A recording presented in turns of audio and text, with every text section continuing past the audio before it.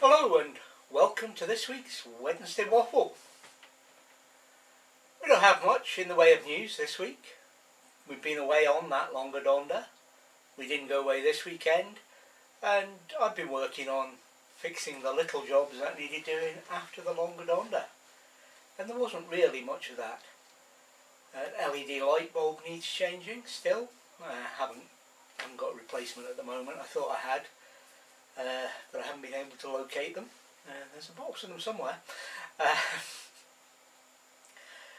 The toilet flush that I mentioned in the diary is now fully fixed. What happened was that it's a mechanical flush. We replaced the electrical flush, which I don't rate, with the mechanical one.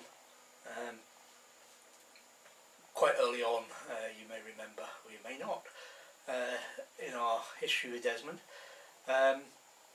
the pipe that feeds the flush from the bottom of the tank out to the pump had come off when the thing was being filled.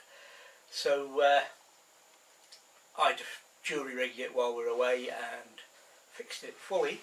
Now we're home. It's just a matter of undoing 6 screws, getting your hand down inside the thing, popping the pipe on the bottom, and then jamming it in at the top. It's a little bit fiddly, but it's not a bad job.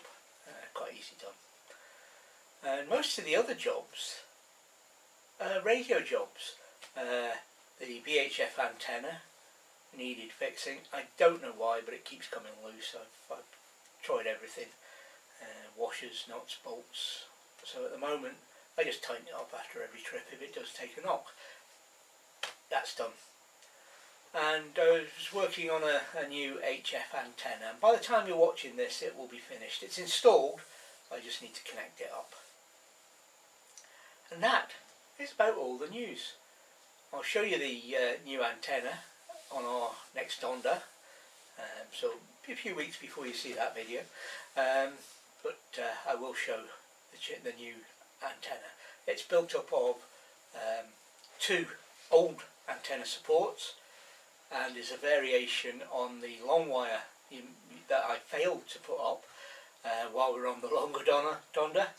So this is my way of putting up the long wire without a friendly tree nearby. That's all. It's basically the same aerial. So now we move on to some Wednesday waffle tales, and this one is inspired by our trip to Mull and the fact that a lot of people seem to be talking about the problems on Mull and the problems they're having. Well, this is my take on it.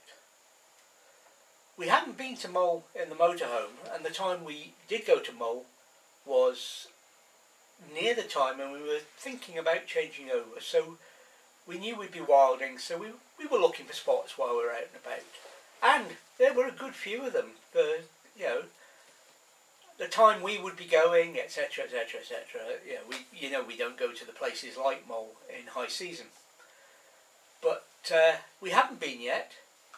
We are likely to go at some point. We're not going there this year, we're going to another island, but yeah, Mull. And Mull, we found, was an island of 2 peoples. We went there specifically to see the released eagles, the white-tailed fish eagles. So this should tell you how long ago it was. And we travelled across by the ferry, and we were using a campsite as we had the caravan. But our impressions of Mull were actually embodied by 2 events that happened to us. We picked up a nail or something in the tyre, and we went to a garage near the ferry port, because that was the nearest one. We knew he did tyres, and I believe at the time he was one of the tyre chains, if you know what I mean. It seemed as though he didn't want the business, or he couldn't be bothered. Now I wanted it repaired, replaced,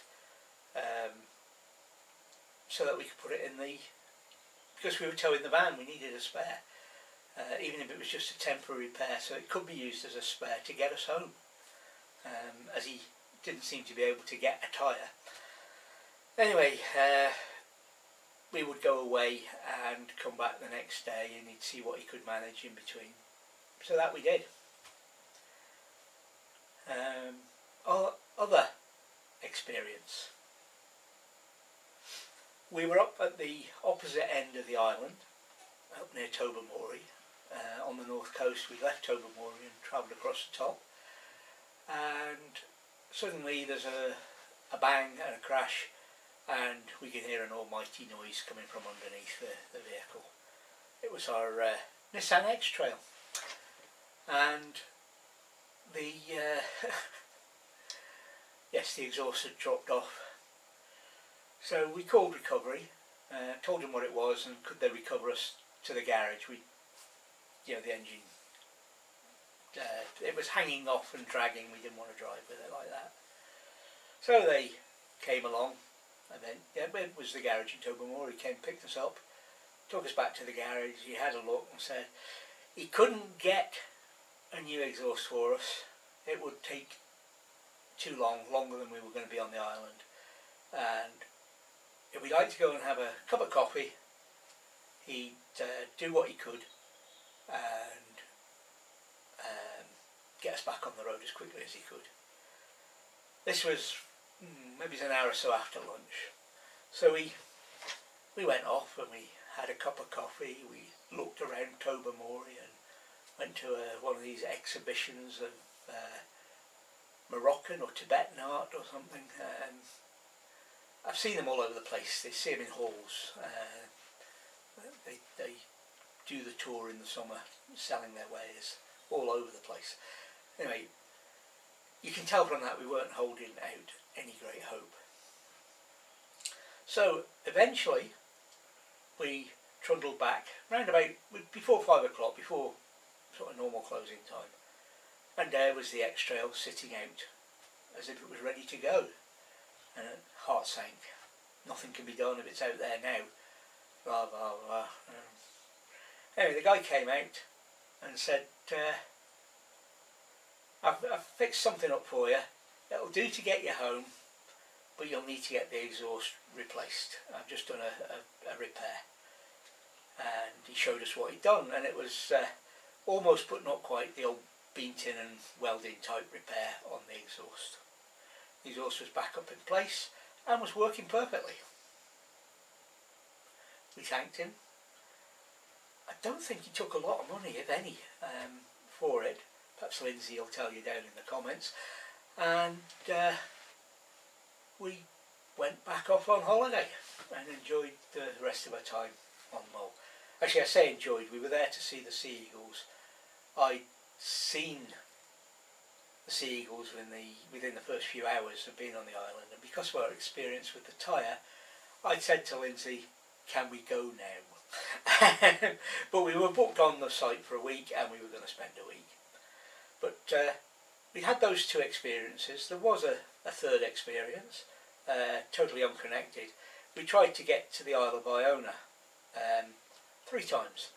First 2 times we had a flat tyre and broken exhaust.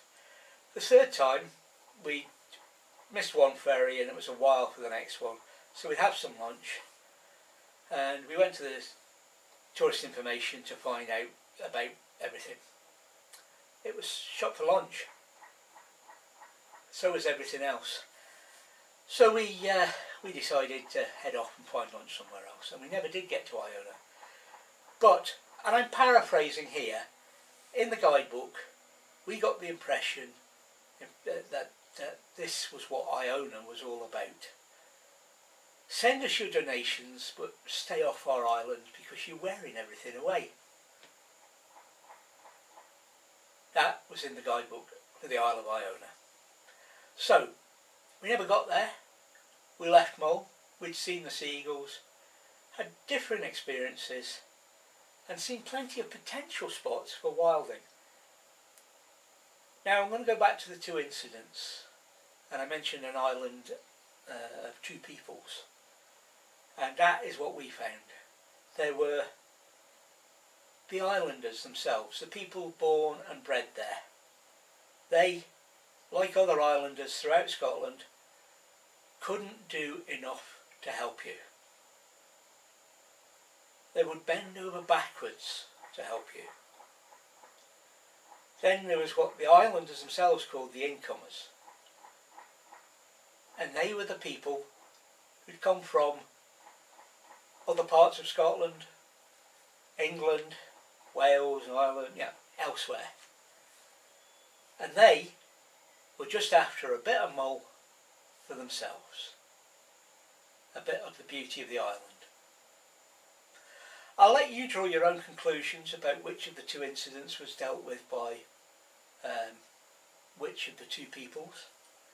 Mull, although I didn't like it that much after the first incident, was a very nice place, and despite what people are saying, there are places to wild camp. You just have to be sensible, and you have to be conscious that you are a guest there, a visitor. Don't set up as if you're going to be there all week with your chairs and awnings and all the rest of it. When you finish for the day, put everything away if you're going to park there for the night, so that you're ready to move if necessary. Not because you might have to move, but because you don't want to let people think you've set up camp there for a long time, surely.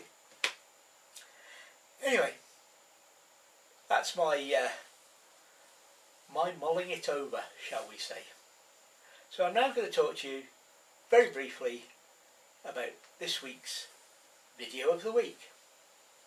It's called A Spring Walk into Nature, and it's by Razul Rama Videos. Please take a look at that video, but also have a look at the channel. He does some beautiful videos with some lovely music. Very, very inspiring, very relaxing and wonderful to watch. So take a look. Meanwhile, that's the end of this video. Thank you for watching this far. We'll be out dondering, and hopefully we'll see you again soon. Goodbye for now.